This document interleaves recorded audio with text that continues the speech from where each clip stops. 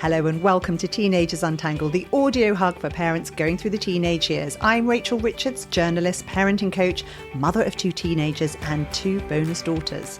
Hi there, I'm Susie Asley, mindfulness coach, mindful therapist and musician, and mother of 3 teenagers. 2 of them are twins. Now, Susie, I had been thinking I might make an episode addressing the issue of teen gambling, but I was distracted.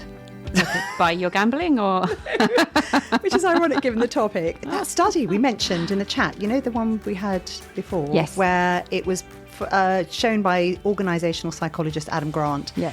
And in that, they said they discovered that children didn't decline in their ability to concentrate and adults actually improved over the period of 1990 to 2021. And we both went, really? Well, great. Yes. That's not what everyone else is saying. No, exactly. And my husband went, that's utter rubbish. Anyway, and the study is a meta-analysis of 172 studies over 32 countries on tests of concentration. Good study. So Thorough study. Anyway, I've taken one for the team. I actually read the study. Thank you so much. And I've linked to it in the podcast notes, so feel free if you want to read it. But I thought it'd be really interesting to talk about it and the ability to pay attention and its relationship to the amount of choice we have. As usual, I'll draw on studies and our own biased opinions. So, if you're listening and disagreeing or agreeing, let us know. teenagersuntangled@gmail.com or Spotify has a way you can comment on each episode. So get that out of the way. Reviews. Do you have a review? I do have another review here, which is very lovely. May have saved my relationship with my tween. I found this podcast at just the right time in the early stages of tween/girl mum dysfunction. It gave me the perspective change I needed. She's right where she's supposed to be. Thank you. That's a lovely review. Thank you so much. Amazing. And, well, I'm so glad that she's actually found it a time that can really help her. Yeah. We had one on Instagram. Thank you for all the wonderful content. I'm so grateful for each and every episode. And even though the topic may not be relevant to me at that moment, I know it will be useful for another time or for a friend. I listen while I'm working, so I don't have a chance to comment a lot of the time, but I usually answer you out loud while I'm walking around. Brilliant. I do that all the time too. So join the Mad Persons Club. That's Lee JB Fit for Better. Amazing. Right, back to, hang on, nuggets. Let's do nuggets. Yeah, I don't know what nugget to use because sometimes I don't want to go, oh, my kids are doing amazing things. They always sound a bit cheesy, but they are. And it's lovely to share things. Yes. But I thought I'd talk about my pets instead. Your pets? Well, just the impact that pets have in our home. And I just have been thinking about it this week because we talk a lot about them. We have 2 cats and 2 dogs. One of the dogs is there part-time because she's really my partner's. And the impact they have and the amount of conversations we have about our dogs and our cats. So true. And the connecting force that they have and the co-regulating force that they have. So we have my nephew's girlfriend staying with us at the moment because she's doing a placement somewhere. And she's a massive animal, particularly dog lover. And we just sit and we talk about the dogs and her dog and our cats all the time. Yes. And it's really beautiful. I think we all hang out at dinner longer because like the dogs are there. And it's just, they are such a beautiful part of the family. And of course, not all lucky enough to have pets. But I come from a place where we had cats, but I was definitely absolutely 100% not having a dog, like 110% until one day I went, oh, go on then. Got worn down and I wouldn't be without them. Same. They're beautiful. For teenagers, they're beautiful. Maybe particularly teenage boys. You know what's made me laugh is that we had a male dog. He was very lonely, so we got a female dog later down the line. And the male dog belonged to one of my daughters because she was like, it's my dog, it's my dog. And then the female dog came along and she went, oh, you can have that dog. I'm having the female dog. Okay. Which was quite entertaining at the time. And the other daughter went, oh, okay, I'll have the male dog. I don't care. And I love him. And really, they're everybody's dogs. Yeah. The hilarious thing was the other day where this particular daughter said, oh, I haven't said hello to you yet. And she sort of slid down onto the kitchen floor to give a hug to the female dog. And the female dog ran. Oh, ouch. And would not, I don't know what happened. We all completely nonplussed. But the funniest thing was she just looked at me and she said, I have never felt so rejected in all my life. No, that's when a dog or a cat, well, cats reject all the time, but when a dog rejects you or a baby cries when you pick it up, it's just not fun. Well, you've seen my dogs when you walk in, they just cannot wait to say hello. So cute. And for me, my nugget is about setting screen time. Oh. Because it relates to this. And this weekend, we were all in the kitchen making tea, and my eldest asked me to help her with her screen time. And she said, look, can you just really shut down things? And I said, of course. And Let me at it. the other daughter has been given a new phone. Okay. So I just turned to her and said, right, you give me yours as well. And she muttered something about me touching her phone. And I said, wait, your phone? So who's paying for it? And she said, oh, okay. And then handed it over to me. And then she said, oh, can you not do something on TikTok? Because that's how I can communicate with my friend. And I said, use text. And she said, but she's not on Snap. And I said, no, texts. Texts are really good. So it was really funny because I just said, you know what, you can work around all of these things. There's always texts have been around forever. They're still there. They're free. And but what I did was I handed her my phone and I said, you do the same for me. Whatever controls I'm putting on your phone, you put them on your phone too. On my phone too. And she was delighted. And honestly, it was really annoying because I use WhatsApp quite a lot. Yes. I like to go on Instagram because I use it to put information up. Yeah. But it's absolutely brilliant. I love it because I am now not tethered to my phone. So do you have time limits on it? Is that what you do? Complete time limits. And it just shuts off and I can't do anything. Amazing. And my evenings are my own. I'm reading more books. I'm more connected. And you can't get around the system? I haven't even tried. Maybe she can. I don't know. No. But I will check with her because, Amazing. you know, there's a lot of honesty in our family about and the fact that I did it too, because I thought, you know what, if it's really good for you, it's good for me too. Yeah. And you can't really impose things.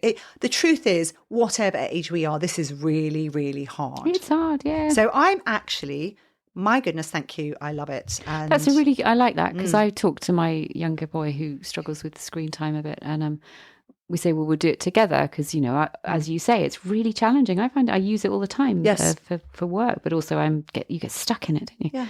And so let's do it together. We'll put them down together as a team. So that idea, and he really likes that, but to actually put a code on. It's not your code.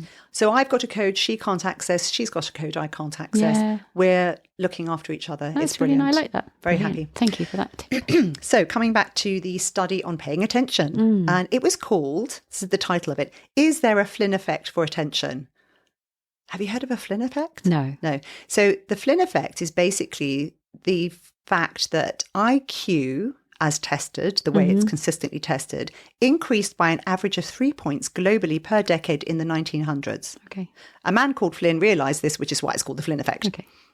What surprised me when I read this study was that there's some evidence from the late 1990s onwards that there's been a stagnation and even a reversal of IQ in some countries. For instance, test scores decreased in Scandinavia, European countries, as well as more recently in the USA. Don't know why. Don't know. Did we hit our limit? Brains full.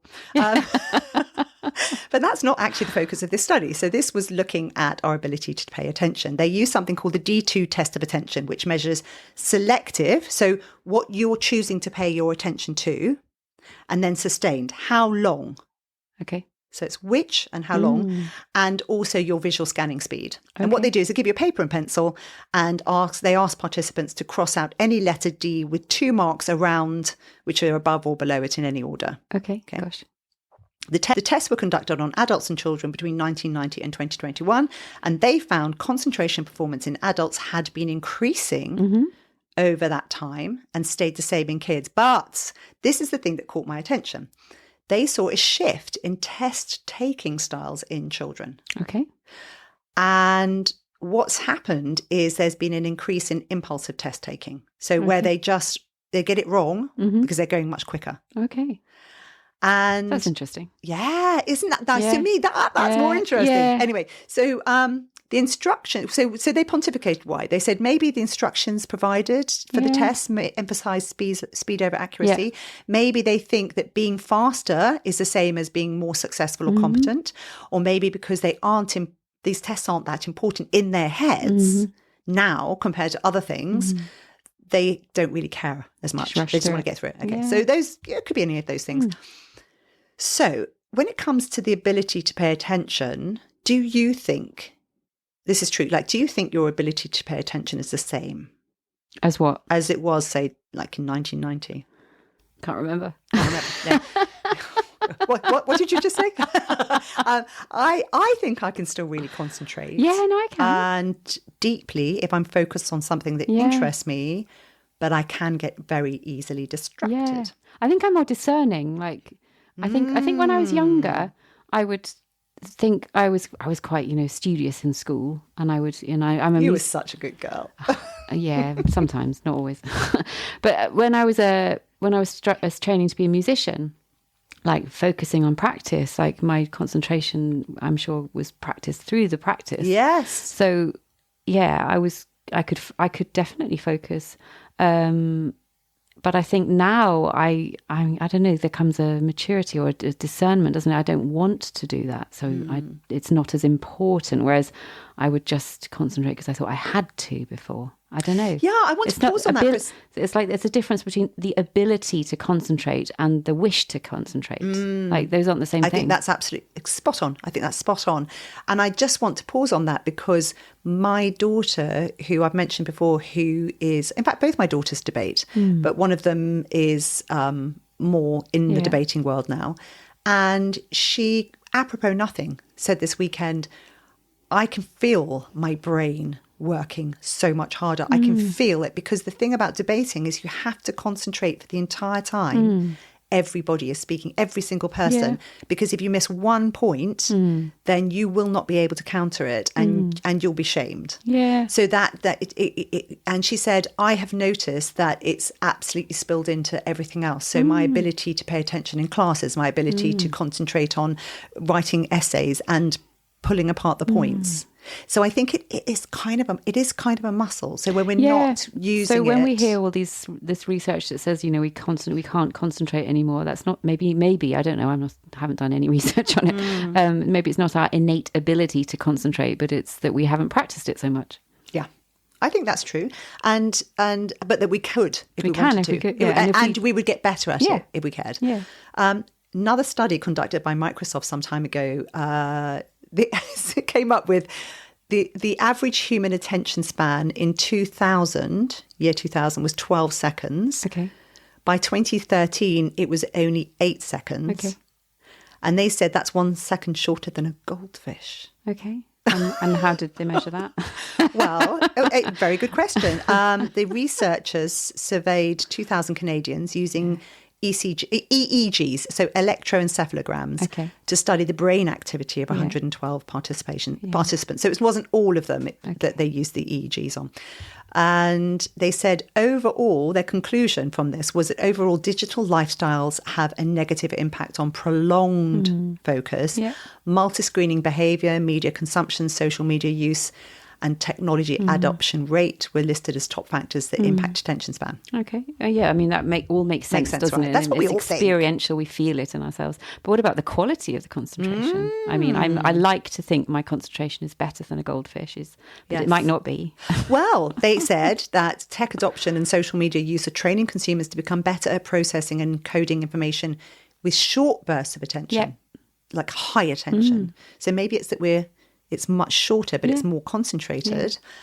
People with higher selective attention appear to actively choose to have fewer distractions and multi-screen less frequently. Okay, interesting. Right. Yeah. Interesting. So coming back to the original study about whether we've lost our ability to concentrate. What was that again? I can't remember. Sorry. We're going to be doing that all the way through this, aren't we? Always funny. A neurology doctor and neuroscientist actually remarked on that study that he'd flagged up and said, we're actually becoming more exhausted because the work that we're doing is much more complex and our ability to focus understandably reduces.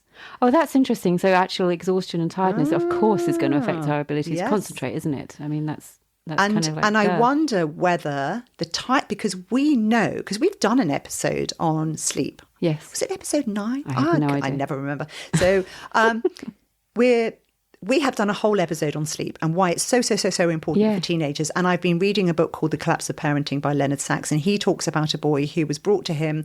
He said, I see people like this every day in my office.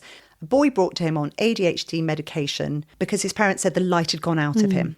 he could concentrate now, but he said he looked at the boy's life and discovered that the boy was actually gaming into the early hours of the morning in his room, and his parents didn't realise. So he said, I'm going to tell you what, I don't think he's got ADHD. It mimics tiredness. I'm not saying anything about ADHD here, by the way. I'm just saying, he said the same symptoms come from exhaustion. Yeah. And he said, so what we need, remove all the devices from his room. He's allowed 45 minutes a day. Let's take him off the drugs and see what happens. Yeah. And he said he got better. Amazing. And I think we are all struggling with sleep deprivation, particularly our teenagers. There's lots of research into this. So I do think that also will come into it. Absolutely. But it's very interesting, isn't it? So maybe I think when we read these headlines, or I know I certainly do, and that have that feeling myself, oh gosh, I can't concentrate. I see my own kids kind of flitting between things. They can't sit down and get on with stuff sometimes. And we kind of catastrophize it maybe and think that, oh, we can't concentrate anymore. We've broken ourselves. And maybe it's just that we aren't practicing it. And if we were to practice it, that we would, we'd be able to get it back. Spot on. Yes. I think it's just circumstantial. Yeah. I think. I don't know. I'm not a brain expert. Let's be really biased about this. Anyway, I'm glad you're listening to us. Just anyone pontificating over absolute. And I think the problem with social media is that it's really quick, and you can. And it used to be that you'd have to click to go to the next page, but now they've got constant scrolling, which they brought in because they knew that if you have to make a choice, your choices impede you. Yeah. And we know all about that because we'll talk about that in a second. And but here's the thing, people who play video games can do that for hours and they are really concentrating. Yeah. So we can do this. Yeah. Right? Yeah. And then, And maybe it's just the stuff that we really need to concentrate hard on isn't as exciting as some of the other things that we're presented with. For example, fireworks and big parades used to be really exciting. And, now my husband says, look, let's just buy 30 minutes of fireworks and throw them up in 5 minutes because people will get bored. That's his attitude. Yeah. Right? It's true. We expect things to be quicker. And it's the whole, and that amazing TED talk of, the gratification monkey and procrastination. And I see it with my kids, particularly one of them. And we've watched the video a couple of times and it's brilliant. I must put a link in the podcast. It's so good. It's 10 minutes. It's so, so good. And it's funny as well. But we have many more distractions, don't we? Yeah. I mean, we hear it all the time. We have more distractions. Yes. We didn't have a fun phone next to us when we were doing homework when we were young. Otherwise, I know I would have been on it. Same. And so let's talk about choices. Yeah. Let's talk about the impact of having all those choices of things to do. And just coming back to, just think about this. Remember when your kids were little, all of us parents at some point realise you don't say to your child, what would you like to wear today? You give them 2 outfits. Yeah. Which one? Because otherwise you are never going to get some clothes on that child. Or my daughter just wore all her clothes, actually. I love it. I have photos of it. It's absolutely hilarious. She's like a big Michelin girl with about 5 dresses. And mine would wear none. Oh. Yes. We've had people come to stay with us who've looked at my daughter running around naked and said, it's a bit cold. I mean, we're talking February. Yeah. Okay, so that would have been fine in Denmark. Exactly. So why is choice important? Well, the teenage brain is still developing, particularly in related to areas of decision-making and impulse control. We know this, prefrontal cortex, all that stuff. Exposing teenagers to too many choices can be quite overwhelming. All right. So here are the great studies. I love them. Decision paralysis. And this is when you're faced with numerous options, individuals can feel just overwhelmed and find it impossible to make a decision. And that can lead to procrastination. So the jam study, found that while more choices of jam set out initially attracted more attention, if you had fewer choices of jam to buy, you'd sell more. Yes. And shoppers were presented with a display of 24 varieties of jam. They just wouldn't. I'm Too the same. much. I'm the same. If I go into London to go shopping, guaranteed I'll end up at an art gallery and come home with nothing because I can't. I'm just too much. Yeah. Decreased satisfaction. The chocolate study. This study, 2015, examined the impact of choice overload on satisfaction with chocolate. Participants were given either a limited or extensive selection of chocolates to choose from, and those with fewer choices reported higher satisfaction with their selection. That's so interesting, isn't it? The more choice you have, the less satisfied you are. So individuals can constantly compare their choice to the other options, leading to regret. So we've done this. You go to a restaurant, just this amazing range of options. And I'm always waiting for everybody else to choose first because I just think, I don't know. And I'll be looking at other people's plates and food regret actually does hit me. I'm just like, why didn't I order that? That is a thing. It's a thing. And actually, this can be true of dating, scrolling on dating apps, like who shall I date? Oh no, but what if there's somebody better out there for me? I'm so glad I'm married. Opportunity costs. Yeah. Give someone too many options. And so Daniel Kahneman found this one, or talked about this, the Nobel Prize winning psychologist, or economist actually. And he talks about how if you give someone too many options, what they tend to do is they focus on what they might lose by taking a particular choice more than what they might gain. Oh, okay. If they have more choices. Yeah. So if you say to somebody, you need to choose, they will, you've talked about this kind of, we have a negative bias. Yes. And so they'll focus more on what they might lose than they will on what they could gain from taking a risk. Interesting. Right? And I noticed with my kids, I have one who is she's better at it now, but she would say this, so I'm not speaking behind her back or anything. She used to find it really difficult to make any decisions, like anything. She wanted to make me choose for her. And I have one kid who'll walk into a shop or anything. Actually, I went to a careers thing a few years back and just, went, oh, that looks great. Yeah, I'll do that. I can go home now. And it's no problem making choices. I love that. I want to be that person. I know, it's brilliant. Sleep soundly at night, don't care. Looks at two things. Yeah, I like that one better. Right, moving on. That's amazing. See, I'm not like I am. No, I'm more like my daughter. Have you watched The Good Place on Netflix? Oh, it's brilliant. And then there's the what is he? A moral philosopher who cannot make a choice. And he's in hell because he annoyed everybody because he couldn't make a choice. And we all go, yes, I can see that. I relate to that. So what can we do? Okay, practical techniques. So let's go back to, so what we're really talking about is, yes, we can concentrate.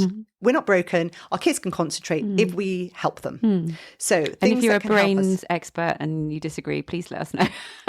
Yeah, we might listen to might you. Be completely we might not. wrong. Send us your research because I don't know. I have to say there are lots of conflicting studies. Yeah. There are loads. I'm just like, well, where do I stop? And actually, no one's got a definitive answer. No. So we'll go with the one we like. We're good with this. Yeah. So what can we do? Practical techniques, Pomodoro technique. Have you heard of that? Yes, I like this one. And my daughter was really struggling with having to read this book that she was set over summer. And she was just going, Mummy, this is the most boring book ever. And I said to her, just set yourself a time limit. You can only read for that time and then you have to take a break. And she said, oh, they're just so helpful. And I do, on my computer, I have a little sort of bell on the bottom right hand corner. And if you click that, it does a Pomodoro. It does a Pomodoro and it stops anything coming through in the meantime. Brilliant. No emails, nothing. Amazing. It's just Microsoft. It's just Microsoft. It's 25 minutes. Not an app. It's just Microsoft. Yeah, 25-minute. And then it tells you, right, time to take a break. Okay. Really clever. And the keys for that one, isn't it? It's coming back after the break. Coming back, 5 minutes? Yeah. Yes. Absolutely. Often I switch it off and think, no, I'm so focused, I want to keep going. But your concentration has probably gone down. Yes. Or because I've been using this technique a lot, I can keep going because I'm really interested. But yes, your concentration will wane. The thing is, it's okay. If you talk to anybody who's a writer, they will tell you that actually, if you sit down and you try and write, to start with, that writing muscle will be very weak. You will find it very hard to sustain it. But, the really Stephen King, these people can write for long periods of time because they've trained themselves. Yeah, they've trained themselves and they get into the state of flow. They get into the state of flow. Really powerful. But it's about training ourselves. They do this in sport. When you think that your body cannot do any more, you do another 5 minutes. You build and you just build up your capacity. Yeah. Eliminating distractions, obviously. Just having a working environment that isn't surrounded by distractions. Put everything else outside that working environment. Yeah. Have the blocking tools. Yeah. One of my kids is so distracted, so easily distracted. They've just been doing exams, and so he prefers to work in the kitchen because there are less distractions. But then, even me having a quiet conversation in the corner. And I'll just say something, and suddenly, there's his voice going, "What's that?" And contributing, and so we have to leave the room. Well, mine will get annoyed because someone has walked in to make some coffee. So, Yeah. and my husband just gets really irritated. He's like, well, wait a second, this is our kitchen. Yeah. I go, it's fine. It's Just for a couple of weeks. Mindfulness. Again, brilliant. Integrating mindfulness into everyday activities. I think that's an excellent idea. You can pay me later. No payment in that. This is what they were coming up with. This is actually paying a conscious attention to details, sensations, experience, so that you can calm your mind and focus on what it is. Oh, and it is like you were talking before. It's training the brain, and you can measure it. You can see it on brain scans for monks who have meditated for years. You can see it in their brain that they have created neural pathways, and they're the whole point of mindfulness is deciding where you pay your attention, and you train it to bring it back each time. And the more you practice, the more you train, the better you get at it. And you stop reacting to things. You stop, you do. But the attention part of it is you are choosing where you pay attention, and the more you practice where you choose to pay your attention, the better you get at it. So you can bring your attention to where you want it to be when your mind wanders off, which it will, because you're a human being. And I've noticed that as well. I notice when I'm able to pay attention. Yeah. Susie, when are you going to do a course on this? When are you actually going to have something that all our listeners... An online course, yeah. It's in the pipeline. I'm going to do an online course. I keep nagging her about it. Yeah. Okay. Organise your mind. So before you start work, make a list of everything you have to do, prioritise it, and then your mind is empty, and then you can focus. And I saw a great thing I shared on Instagram, which was write down your to-do list, starting first with the things you have to do. Yes. Next, the things you want to do. Yes. Next, the things other people want you to do. Most of the time, you probably won't reach number 3. No. Oh, bummer. and then you're focusing on your things. Yeah. And then you get fired. It's a great tip. Yeah. Well, there's no. You start with the things you have to do. Oh, okay. Have to do. Okay, that comes there. Which is your job. Okay. So the want to do are, would you pop to? Yeah. Whatever. One thing at a time. Multitasking is a continuous partial attention. And in it's the end, a myth.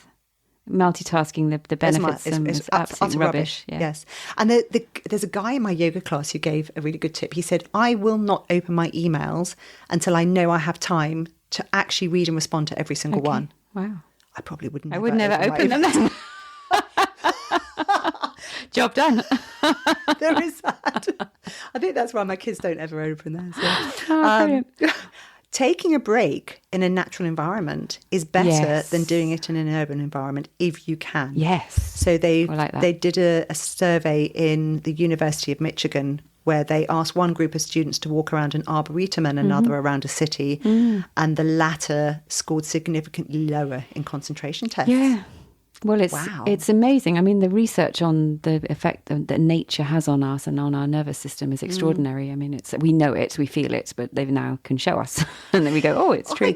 I think, just coming back to this, I think some of us absolutely can't access a natural environment. We're in a built-up urban environment. Yes. But I would say that I have, sometimes if I hear birdsong, even if I see and hear birdsong on a social media thing or on YouTube or something, I can feel myself relax. Do you know why? It's really amazing, actually. Birdsong in particular. It is birdsong. When we hear birdsong, as we've evolved, birdsong used to represent that there are no predators around. So the birds only sing their beautiful melodies unless they've got like a warning calling, which sounds very different. But when they're singing, their beautiful songs, that represents that there are no predators around. We're free, we can sing, we're safe. And we know that our bodies know, the birds are singing. And because we haven't evolved so quickly, our bodies still remember that. And so they go, that means there are no predators around, we're safe, which is why we feel when the birds sing, our whole bodies go, And I think it's if you hear birdsong for 6 minutes, then it really has an effect, and it can really help for people who are depressed and anxious. It's incredible. Genius. Susie, everyone's going to forget everything we've talked about. They're just going to take that. Go and listen to the blackbirds. I love it. Go and listen to birdsong. Yeah. But trees and what you said about not being in nature is really important as well, because, we're really fortunate. We have nature outside, but not everybody has that. But actually, if you just have a tree or a park, and even if you don't have a park, just a single tree, it's not as impactful as if you're in the mountains, but it does have an effect, because the energy of being in nature does affect our nervous system. It's been proven. Yeah, amazing. Amazing.